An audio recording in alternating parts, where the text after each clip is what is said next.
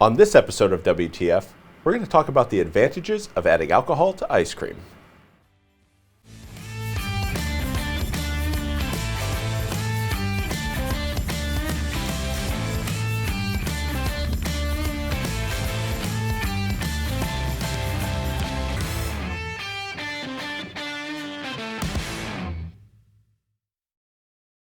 Hey, it's Chef Scott and Janie, and welcome to WTF, where we help you transform food in your kitchen.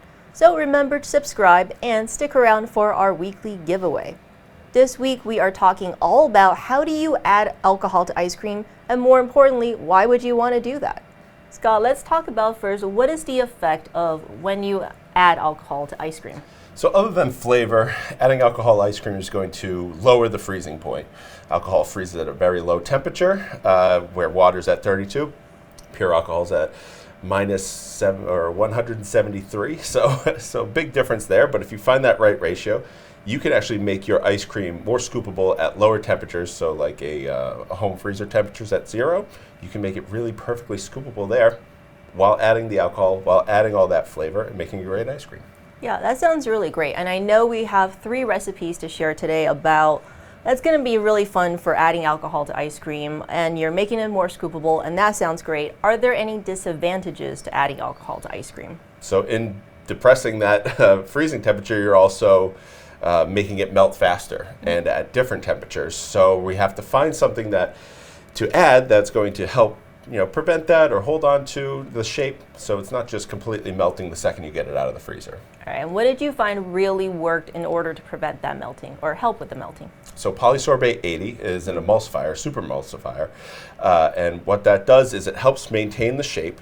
So as it melts, it will still melt because the change in temperatures, but it's not going to start dripping the same way that it would if it did not have the Polysorbate 80. So that's a really great kind of trick when you're making any ice cream, but it's going to really help with the alcohol. Yeah, and I'm sure for our viewers who are very excited to start adding alcohol to their ice cream, they're thinking all kinds of, like, what can I add? I think the big question that's going to come up is, how much alcohol can I possibly put in here? So it's going to change depending on, the flavor that you want or how alcoholic you want it. Some people want it to make it almost like a frozen cocktail, right?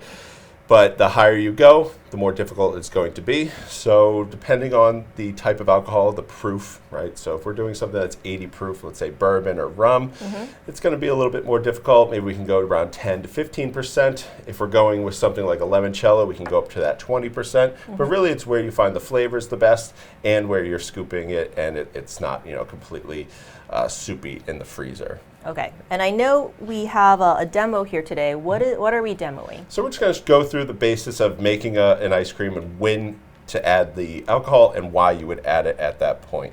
So we can kind of get into it right now. We're going to start with the basics. We're going to start with a French style ice cream. Okay. So we went with the 3 egg yolks. Very simple. We have some cane sugar here, just a little bit more flavor than grain or a granulated sugar. A touch of salt. It's going to help bring out all the flavors and everything. It's humid. And then, so I don't want to add lemon juice.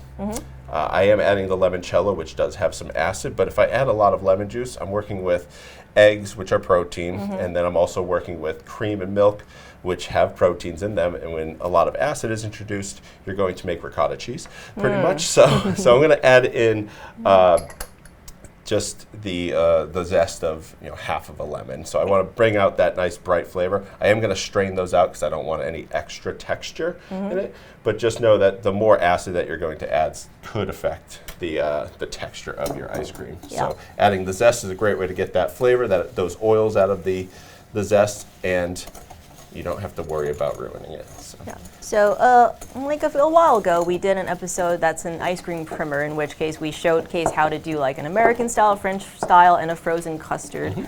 And because we're heating this, and I'm wondering why we're not just going with the American style where we don't need to cook it at all in order to preserve, the flavors and the brightness of it. It's a good question. The American style, yeah, we would put it all into a blender. We would add the Polysorbate 80. But that American style is more apt to melting. So then adding the alcohol, and even though we have the Polysorbate 80 in there, it may not hold it up the best way possible. So I like to add in the egg yolks, which have that extra protein. They have that extra lecithin naturally in them, so it's going to help hold on to that shape during the melting process. All right, so if you're wondering what exactly those 3 styles are, we will link to that episode at the end of this episode so you can learn all about the different styles of ice cream. What did you just squeeze in there? I just put in the Polysorbate 80. I was waiting for you to finish so I could do it. But yeah, so I put in the Polysorbate 80, and I'm just going to mix that into my first batch of ingredients. And that's where I add in my emulsifier, because at this point I'm basically going to start the emulsion. So use my ladle. So we're going to go through the very basic tempering. I'm going to just put a little bit of the hot cream and milk into my eggs. So I add the sugar to the eggs. That raises the cooking temperature of the eggs themselves, or the egg yolks. Okay, but so it still, prevents it from curdling. Yeah, I'm still going to go nice and slow, because if I were to pour in all of this, and anyone who's ever done any tempering, if you just pour the hot milk and cream directly in, you're going to end up with just scrambled eggs in a bowl. So I'm going to pour just enough of that in. You can feel the side of the bowl is starting to get nice and warm, and then I can add in the rest here.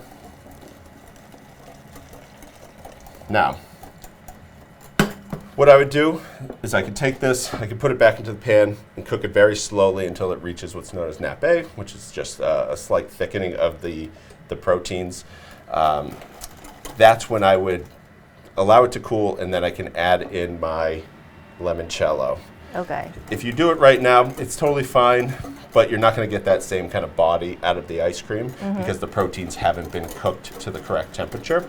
But just for demo's sake, we're just going to show adding in the limoncello, and we would just do it nice and slowly. Not like we have to emulsify it in, but I want to keep everything moving, make sure it's incorporated nicely. Yep, you can get the full recipe in the links in the description below. That's going to have all these temperatures and all these steps clearly outlined. Yes. So that's basically it. And what we would do from here is allow it to cool completely. If you're making anything with the egg base, it's always great to give it like 18 to 24 hours before churning it. That helps the proteins, grab onto those fats and make a really nice tight network, so you get a smoother ice cream. We always want to give the ice cream the best chance of being the best ice cream possible. So once we do that, put it in the refrigerator, allow it to chill for 24 hours, and then we can churn it up.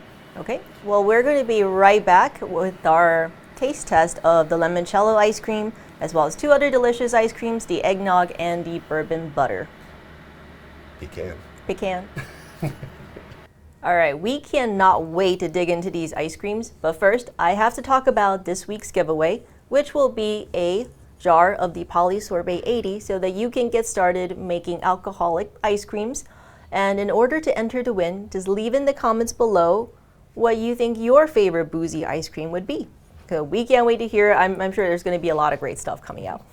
All right, Scott, what do we have in front of us here? So we have limoncello in the yellow, of course. Then we have an eggnog, so just some spices like clove, vanilla, nutmeg, a lot of nutmeg. We used a custard base for that one, so it's eggnog, so we wanted to put a little bit more of the eggs, so we went with the 5 yolks rather than the 3. And then on the end there is my personal favorite, which has the most alcohol of all of them. That's the bourbon butter pecan. All right. So what I like about this is that now you have a Boozy ice cream for all seasons. Yes. Let's start with the summery one. While Janie is going through that, I'm just going to show how easy it is to scoop this wonderful ice cream. So this came out of the freezer just now, and you're able to scoop it, and it's going to hold on and maintain that shape really nicely as it starts to melt. But this ice cream is also delicious. What did you think of the limoncello? It's really, really refreshing. It's almost like a sorbet. It's very light. It's got that like limoncello flavor. It's like, yeah, I think it's a perfect summer ice cream if you like that. And the alcohol almost gets hidden by how cold it is, so it's not very it doesn't burn your throat or anything like that. Yeah, and we literally took this out like just a couple of minutes ago, and you can already see how easy it is for me to scoop all these, not like, at home with my tub of ice cream, we're like digging into it. Or as my daughter says, please help me shovel this ice cream out. This one is this one has a lot more alcohol to it, I think. I'm really Just getting like the eggnog. Yeah, you want that more of a rum flavor added to the eggnog. So. It's much more alcoholic, definitely much more eggy and creamy. I really like this. This is like a great holiday treat. And butter pecan.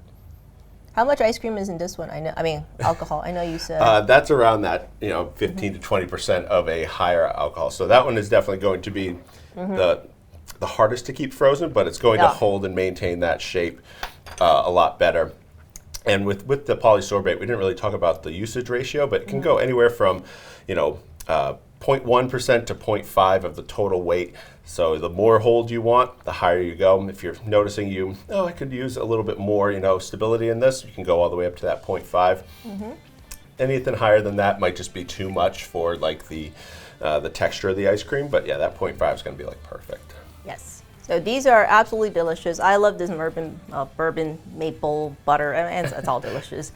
This one is fantastic, but you can also see it's melting a little bit faster because alcohol content is higher. But it's nice to have this shape, or this scoop right here that we just did. It is melting, but it's really holding up. It's not, dripping off the top a lot. So yeah. So hopefully you're excited to start experimenting and let us know what you come up with.